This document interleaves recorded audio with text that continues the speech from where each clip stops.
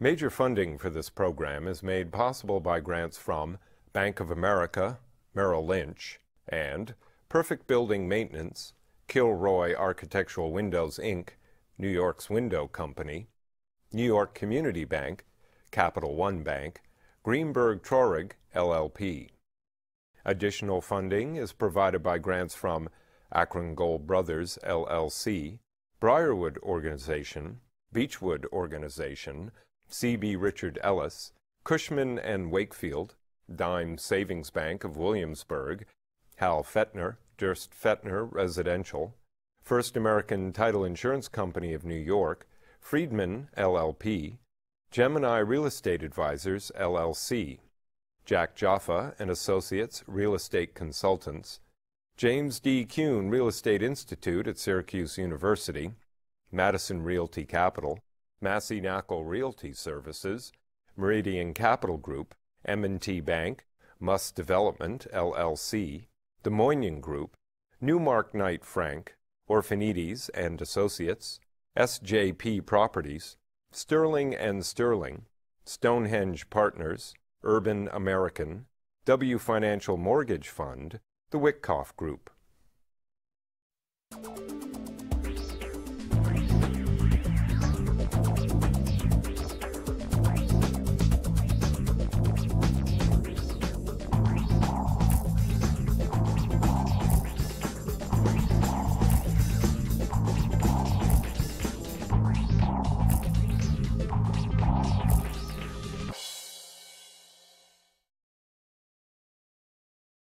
I think Willie Sutton used to say, you know, why do you rob banks? He said, because that's where the money is. So today, I've brought together the people with the money and who have told me prior to the show that they have money and they're lending. So I could say, they're saying, show me the money, they have the money. My guests today include Vincent Palagiano, Chairman and Chief Executive Officer of the Dime Savings Bank of Williamsburg, Rick Lyon, the Executive Vice President of Capital One Bank, John T. Adams, the first Senior Vice President in charge of mortgage originations at New York Community Bank, Michael Sarkozy, the Managing Director at J.P. Morgan, Dominic Kama, the Executive Vice President and Chief Executive Officer at the Investor Savings Bank, and last but not least, Gino Martocci, Senior Vice President in charge of New York City and Long Island for M&T Bank.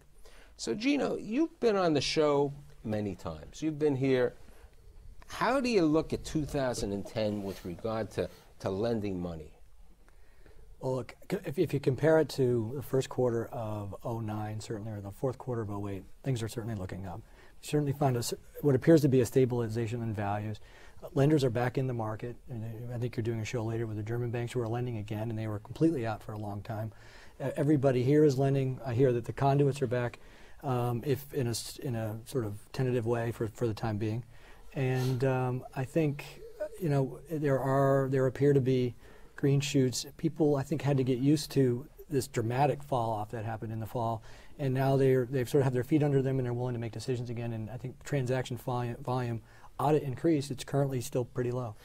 You know, with regard to that, how much volume did banks like M&T do last year? You know, so to get a better perspective, how much did you loan If you count refis? I count everything. Just over $1 billion, probably in New York City, and more in the footprint. Right. Dominic? Yeah, we lent almost $2 billion if you include refis.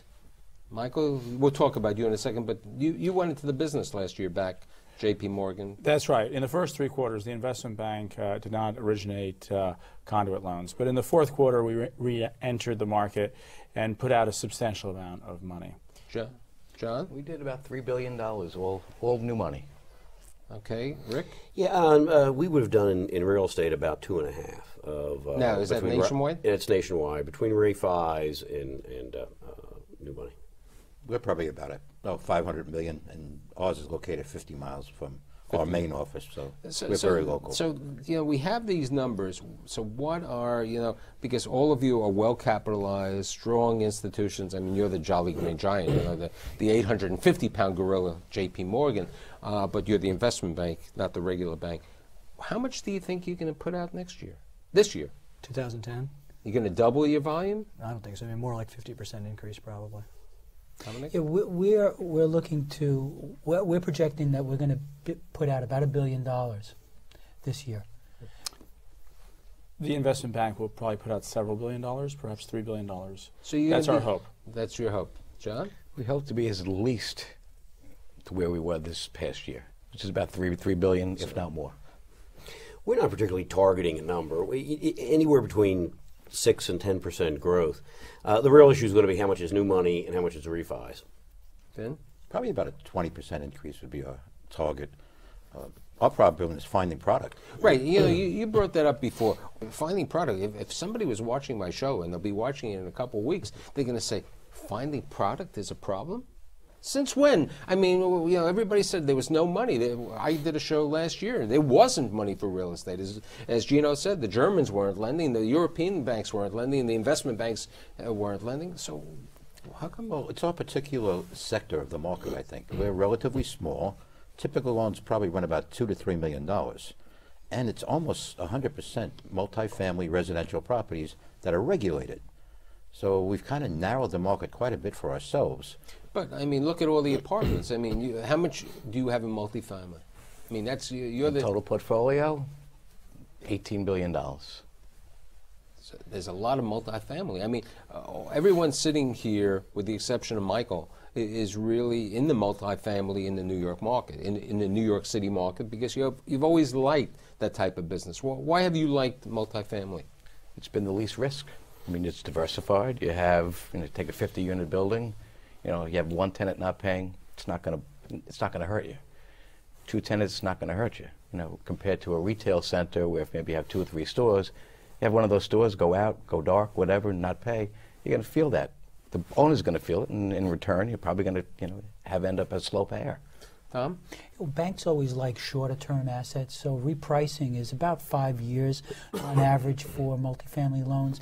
We've been traditionally a 30-year mortgage lender, and so this was a good way to diversify that risk and improve our interest rate risk position. So today, I mean, how long of a loan would you like to do? Is it a 3-year? Is it a 5-year? Is it a 7-year? You know, if you had your favorite type of opportunity, what do you think you'd want, Vinny? I think ideally it'd be about 5 years. We will go out a little longer, up to 7 years, but a typical deal would be 5 years. Anyone else? That's 5. 5's a good number. Yeah, I think 5 to 7 is a good number. I would prefer 10. Yeah. So why would you prefer 10? Well, we securitize our loans, so Okay, bond buyers. Wait, let's understand. It's not inside baseball. We got to explain to the audience, these are banks. They take deposits from people, they put out the money, they do a service. You're the investment bank. What do you do, and what do you mean by securitization, and what do you mean by conduits?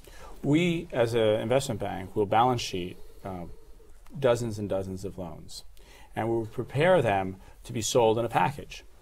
And several times a year, we will come to market with a pool of loans, maybe 100, 150 loans, 200 loans, depending upon what size we want that securitization to be.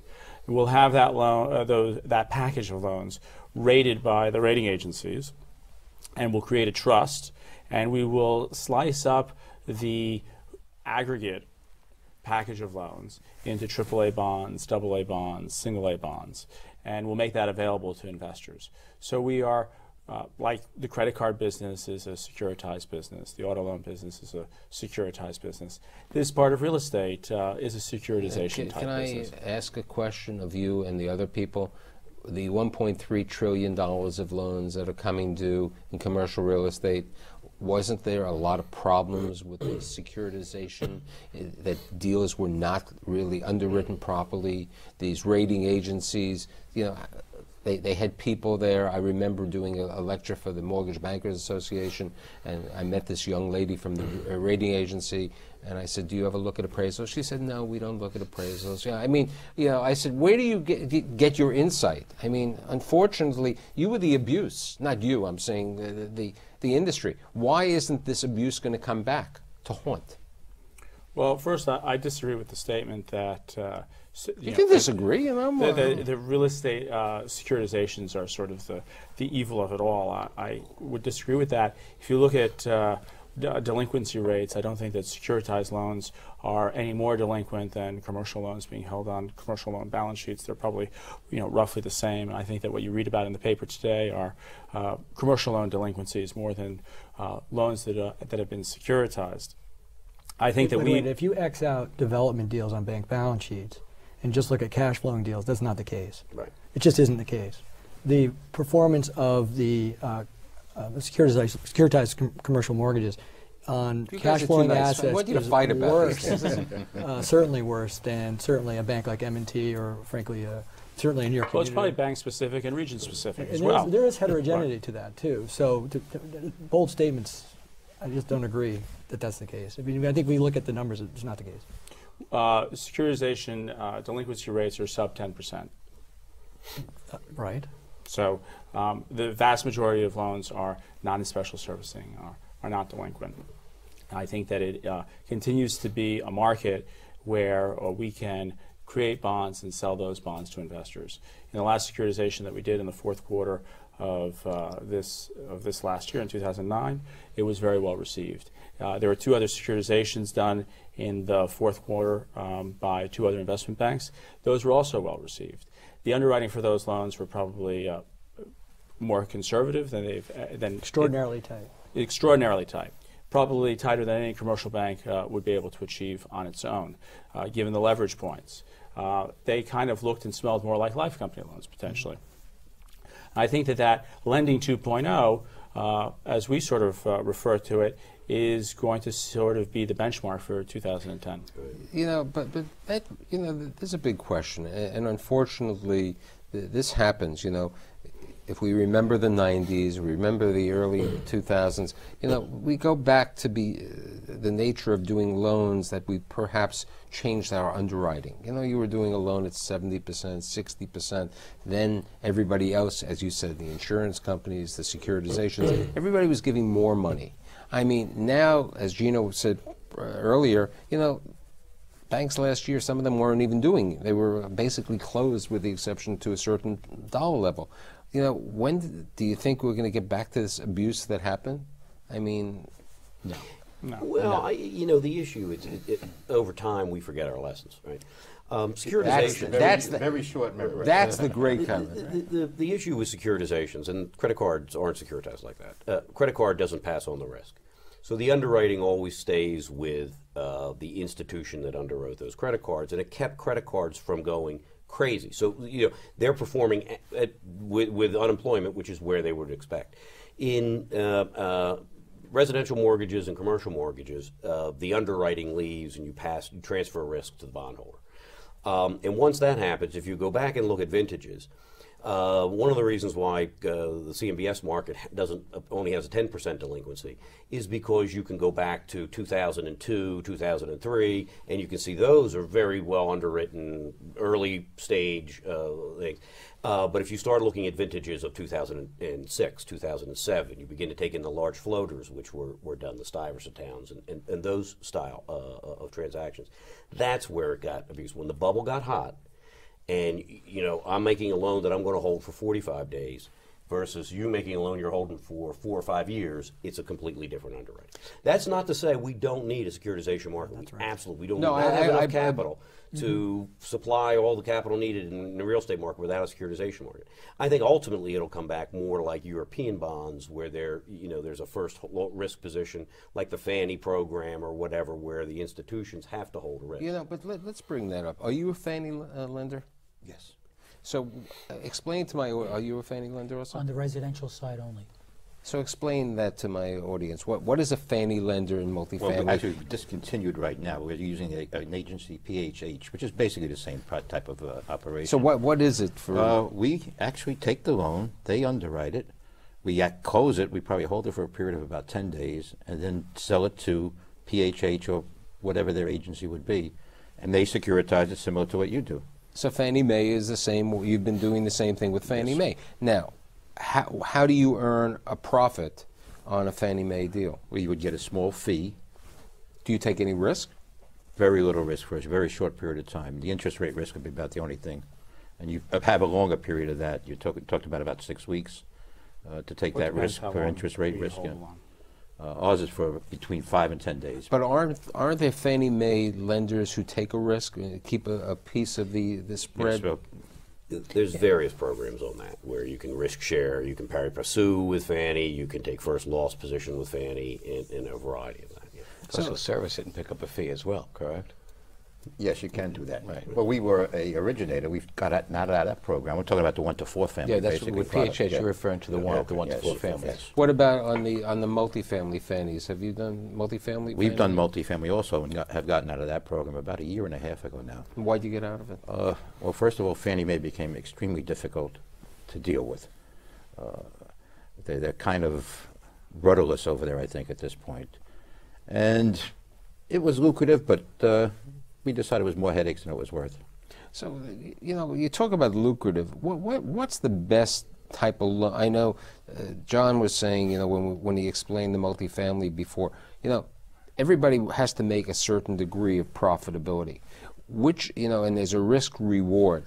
Which is the best type of loans besides multifamily? Well, if you had to rate the 4 different asset classes, which ones would you put over there? Well, in Manhattan, we like retail, or in New York City, we like retail. I mean, I know that it's considered sort of difficult asset class, but we really like it. We have a huge exposure along Madison Avenue and Broadway and Columbus, lots of stuff in Forest Hills, in the Bronx, and it's performing exceptionally well. You can get a little bit better rate. It's not as conducive to securitization, and we're happy owning it. Tom? Yeah, we like the multifamily. I mean, John mentioned before, you have, if you do a residential loan, you have one person go out of work and, the mortgage is not paid. In a multifamily building, you have one tenant and that loan can still get paid back. Michael? We like all food groups, office, industrial, retail, multifamily if we get it. John? I mean, putting the multifamily aside, I'd have to agree with Gino. Well-located retail, and then behind that would probably be the office. We talk about well-located retail. I mean, New York City is a different market. I think there was a survey, and we'll get to New Jersey a little bit, about the East Brunswick corridor on Route 18. How bad the retail was there, like an 18 to a 20% vacancy factor. Suburban retail is not New York City retail. New York City retail is urban retail.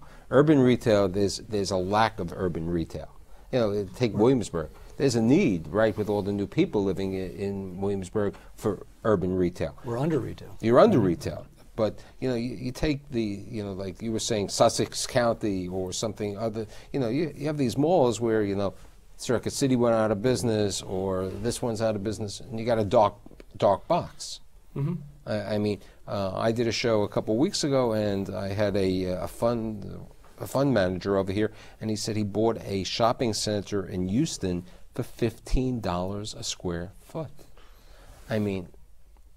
So retail is, Madison Avenue, different case.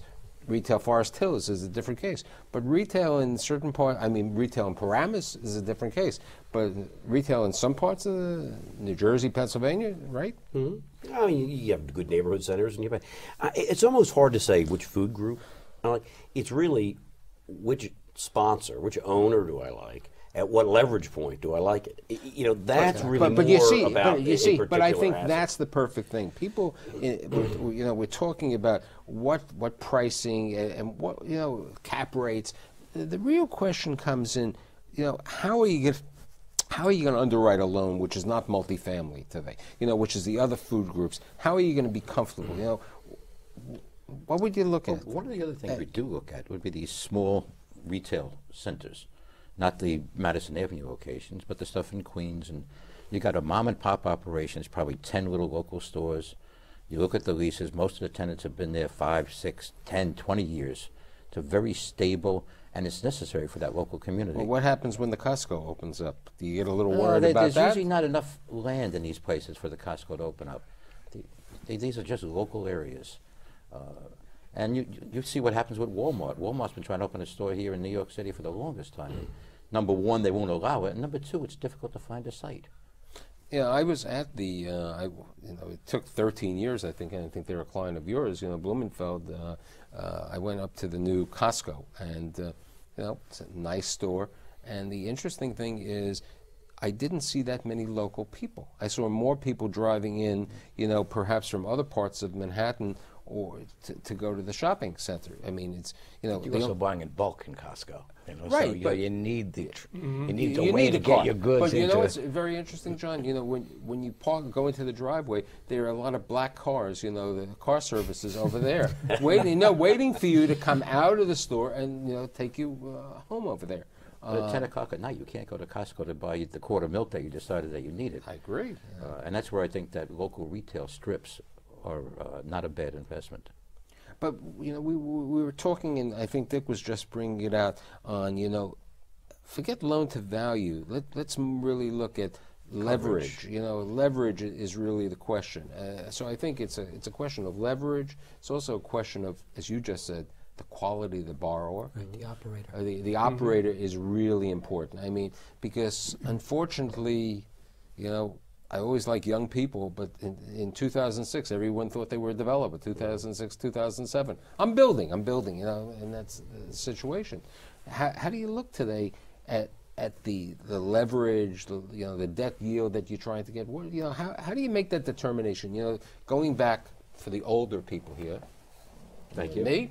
Okay. There were the 5 C's of credit, and you looked at those. You really looked at character and collateral and quality, How do you look today? Are we back to the old days? Yes. I mean, as Rick points out, sponsorship's never been more important. I mean, I think over the years, we got so we were very good in the industry got so that it was very good at models, but didn't really understand real estate terribly well. And what real estate requires is reinvestment in somebody that can operate, somebody that can move quickly, that can put in tenants, that can come up with dollars and change things if it's required. That's sponsorship, that's experience, and if anything, this last 2 years has proven that business model or that sponsorship-driven approach is a requirement, frankly, to underwriting. And so C is important. It always has been important. During the boom times, it feels like it becomes less important, and frankly, in most underwriting, it wavered a little. But those who stuck with it are outperforming today. You bring up sponsorship, and it's a very interesting point because over the last 3 or 4 years, a lot of the sponsorship was not really individuals, was not families. It were entities. Dawny Day from London came in and bought a $200 million portfolio of multifamily. Apollo. They took me out of that portfolio. Yeah, thanks. Apollo Real Estate Advisors bought $300 million. We won't even get to the Slytown but you had all these funds who wanted this, who really were not operators. They had people who would number crunch and say, oh, the rent is going to go there, and that was the market. So and those people are sitting on the side right now. They're all sitting on the side. They aren't making investments. Some of them are calling up their local bankers and saying, I'd like you to discuss a readjustment or something like that. That's a question. What happens today when somebody calls you up and said, hey, the numbers aren't there. My rents, which I had projected, are not there. What do you do today? Tom? Well, you have to work with them. You have to look at the project. You have to, I think we were saying before, bad things happen to good people sometimes, and you want somebody, and that's why character is so important. You want somebody who's honorable, who comes along and says, "Hey, I have a problem," and you have to work with that person. What about this story? This term, which I do believe is happening, this pretend and extend. I mean, there were a lot of loans that may have come due, and I think the biggest question that happened last September by the government was they said, if you're in negotiation with your borrower, you don't have to mark to market, you don't have to write it down, right? Well, they didn't quite. There has to be cash flow. They didn't quite. Okay, so and you raise a great point. That is one of the big issues we have right now. And whether it's a securitized loan where even the servicer might also hold the B piece, and that B piece is worth 0, there's no incentive to try to go restructure that loan because zero I know I'm going to get. Maybe if I wait a little bit, I can get a little more. So you have a lot of that going on. And you also have a lot of banks right now at interest rates where they're at today. If you were doing a floating rate construction loan, the property may not be performing very well, but it's covering it at 2% or 2.5%. But it can't get to a 6.5% fixed rate and so forth. So I think folks are saying, I'm going to kick that can down the road. What we're trying to do, and we're sort of lucky, like a lot of the lenders here, in that take the construction book out, which is a relatively small part of our portfolio. Most of our loans are already fixed rate and are already permanized, in permanent loans. So we have a lot more flexibility with our clients. We're trying to stretch them out 5, 6, 7 years. My concern is 2 years from now, interest rates, I guess, have to be at a different level, and that could cause a whole other problem for us as we kick that can down the road and right into another ditch. Anyone else? But Michael, I made a comment before that the regulators are not going to let it happen. This pretend and extend. I mean, we had a situation here in our market, a bank that we all compete with here, who has grown aggressively in the multifamily market, went out doing more and more loans. Regulators went in, and essentially they've been shut down. I mean, haven't been shut, but their lending has been severely restricted because they're not recognizing their problems soon enough. To really bring this out, that's why we're going to have a double show, and we're going to continue our discussion next week because we haven't got to anything about the loans that we want to do, what kind of rates, what we don't like, and we will return next week. I'd like to thank Vincent Palagiano, Rick Lyon, John T. Adams, Michael Sarkozy, Dominic Kami, and Gino Martocci. We'll see you next week to continue this discussion.